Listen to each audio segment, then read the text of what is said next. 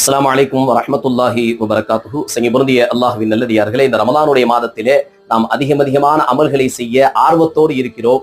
தஹஜ்ஜத் தொழுகிறோம், தராவீஹ் தொழுகிறோம், குர்ஆன் ஓதுகிறோம், இன்னும் நல்ல அமல்களை செய்ய ஆர்வத்தோடு இருக்கிறோம். இந்த ரமலானுடைய காலத்திலே அற்புதமான ஒரு அமலை நபி ஸல்லல்லாஹு அலைஹி வஸல்லம் அவர்கள் சொல்லி தந்தார்கள். யார் ஒருவர் நோன்பாளிக்கு நோன்பு திறக்க செய்கிறாரோ, நோன்பு திறக்க உணவளிக்கிறாரோ, அவருக்கு அல்லாஹ் 3 வகையான வெகுமதிகளை தருகிறான். ஒன்று, அவருடைய பாவங்கள் எல்லாம் மன்னிக்கப்பட்டு விடுகிறது.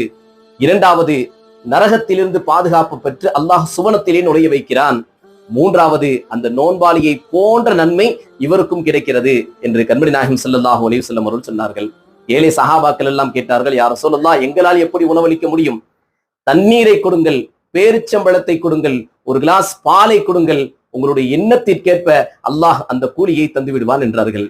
இந்த அற்புதமான அமலை செய்து நாமும் பாக்கியம் பெறுவோம். அஸ்ஸலாமு அலைக்கும்.